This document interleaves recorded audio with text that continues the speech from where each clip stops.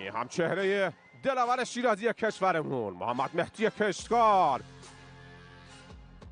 میاد به روی تشک تا با املین رقابت خودش رو برگزار کنه. بیشتر از او استراحت کرد. امیدواریم که بتونه کاکو شیرازی ما مدال ارزشمند برنز رقابت‌های قهرمانی جهان رو به دست بیاره. علیرضا محمد مهدی کشتکار و بعد هم علیرضا محمدی و سعید اسماعیلی به روی تشک خواهند اومد.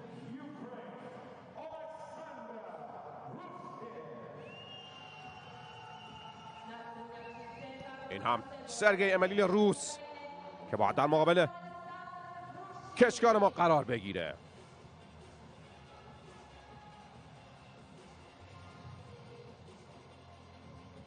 یکم استراحتش کمتر نسبت به کشتکار ما که امیدواریم بتونه از این فرصت استفاده کنه و این مدال ارزشمند برنز به دست بیاره محمد مهدی ما.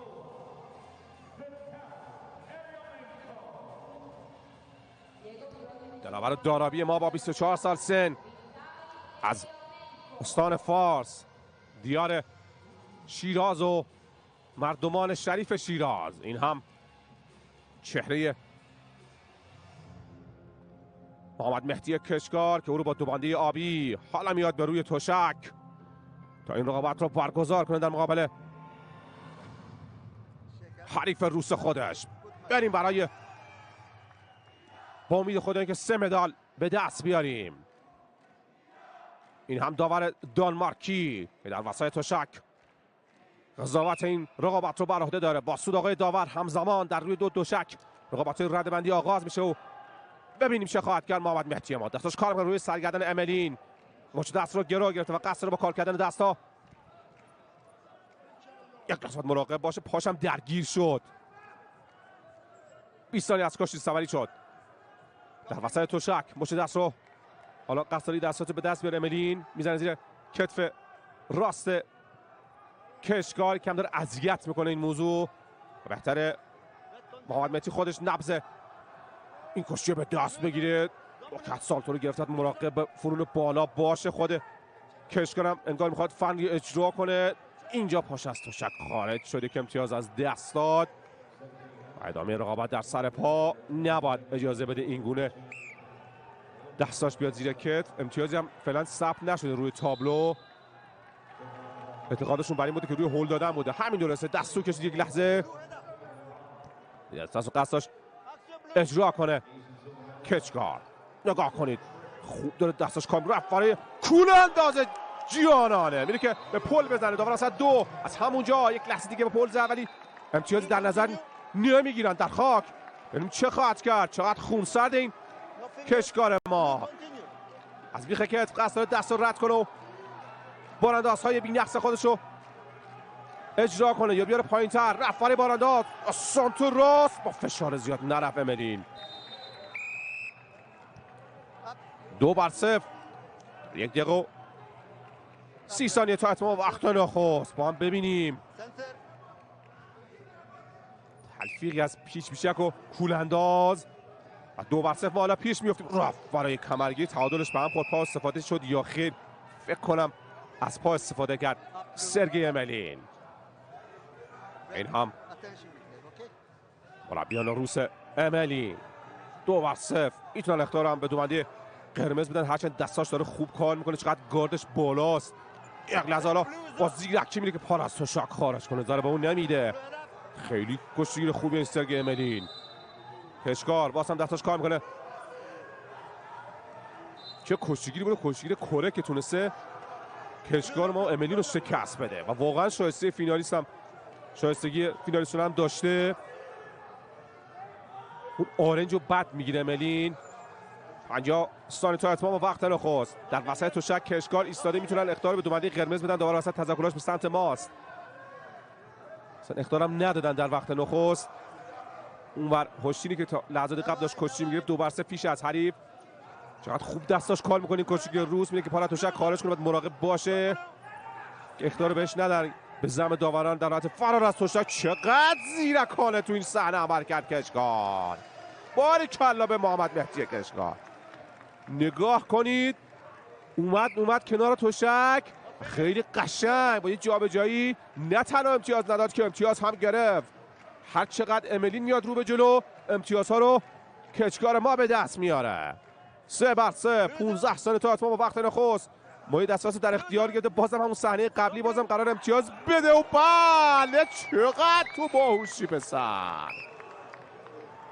2-1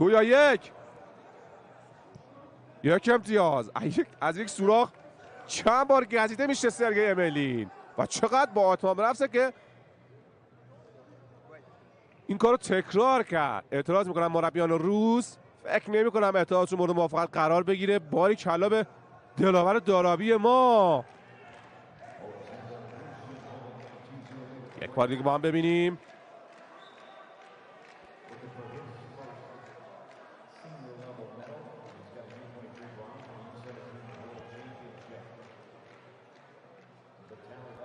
تصویر رو بعد از زاویه دیگه ببینیم. سرگی املین نگاه کنید اینجا بریم عقب. پاش اول از تشک کاملا مشخصه که پاش از تشک خارج شده و چقدر باهوشه این کشکار ما. بله مورد موافقت قرار نمیگیره. 5-0 حالا ما پیش میافتیم. باری کلا به محمد مهدی کشکار. سرگی املین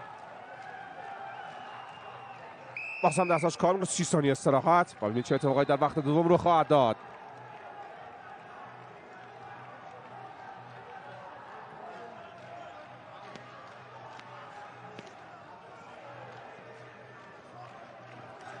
فعلا تا به اینجای کار خیلی خوب کشتی گرفته و هوشمندانه دلاور کشورمون.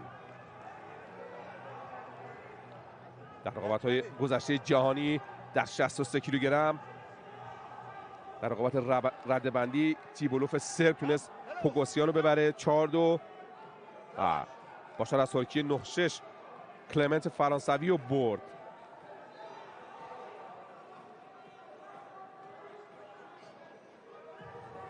وقت دوم این چه اتفاقاتی رو خواهد داد. با سود داور و صد بریم به وقت دوم. وقت حساسی که برای ما فعلا تا به این لحظه این نمایش خوب داشته دلاور کشورمون. 15 ثانیه از کشی سپری شد. سرگی دستاش خوب کار میکنه در سر پا ما عالی در مقابلش جواب میده نماینده کشورمون.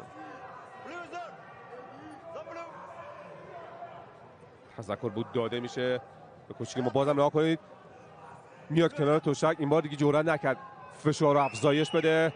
مشت دست رو گرفت. میخوان اختیار به ما بدن انگار. با اینکه خب گام های کشکار انصافا سمت عقب حرکت میکنه ولی به دنبال فریب دادن سرگی املین. نگاه کنید دیگه بهش زیاد نمیچسبه سرگی املین. نگاه کنید سرگردان گرفت مراقب باشه. حالا خطرناک میشه این صحنه. یه بار دیگه میخواد از این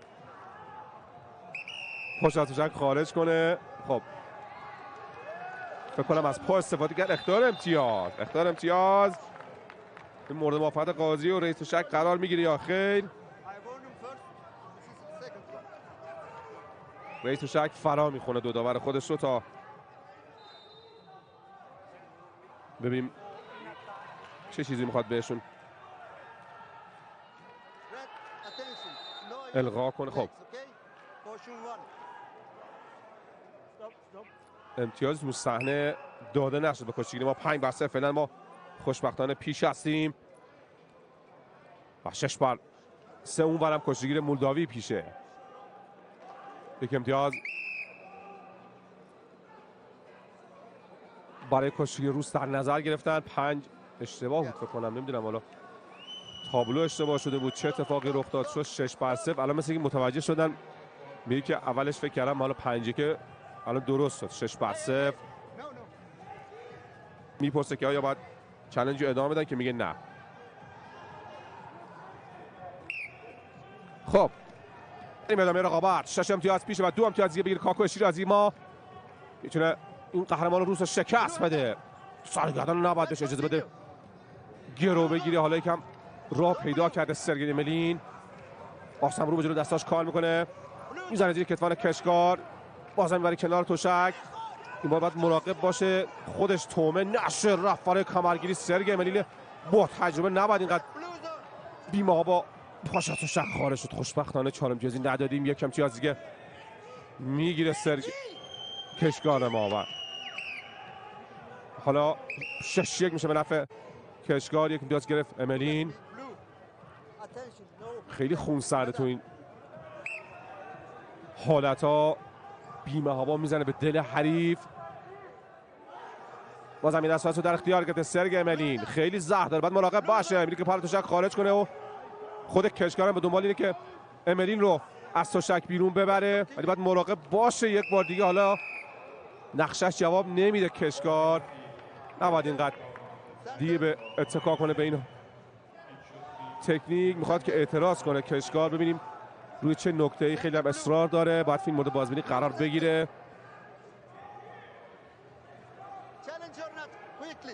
میپرسه که آیا میخواد چالش بشه یا خیر. مثل اینکه پس گرفتیم اعتراض رو. ادامه رقابت میره که جبران کنه سرگئی املین. خطرناک تو این لحظات باید مراقب باشه. محمد مهدی کشکار ما سرگردن باز هم در اختیار گرفت. 37 ثانیه 6 اختار امتیاز دارن. همجوری نزدیک میشه املین. کشکار اما دو فکر اون تاکتیک باشه. چقدر بد دستا رو میگیره این سرگئی املین. باز هم رو به جلو. یک بار دیگه کشکار میاد رو حالتی که فریب بده املین و املین هم یاد گرفت که سرگردن رو تصاحب کنه. باید به دنبال تاکتیکی دیگه باشه. کشکار میگه پا تشک خارج کنه. یک بار دیگه املین را با قدرت دستان خودش 20 ثانیه فقط فرصت تا کسب مدال برنز برای ما. اولین مدال امشب ما. دستاش کار میکنه. 14 ثانیه بعد مراقب باشه. اختلاف 2 امتیاز فقط. سرگردان قصداش گرو بگیره. 8 ثانیه کم دیگه طاقت بیاد وسط تشک قوس بشه و اجازه نده که امتیاز بگیره. 4 ثانیه میره که پا تشک خارج کنه. یک لحظه با قوس جابجا میشه و 1 ثانیه و اینجا تمام. در میان اشک‌ها مدال ارزشمند برنز و کاکوی شیرازی ما به دست میاره.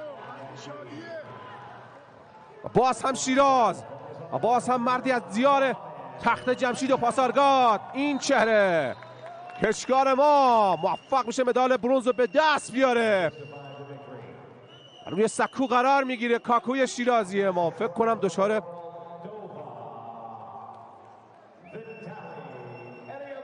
سنگ رنگز داره تنفس دهان به دهان میده یا داره در گوشش چیزی میگه، متوجه نشدیم.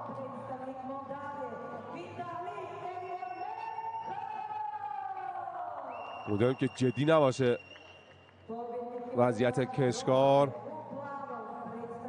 یه چیزی فکر کنم در گوشش گفت.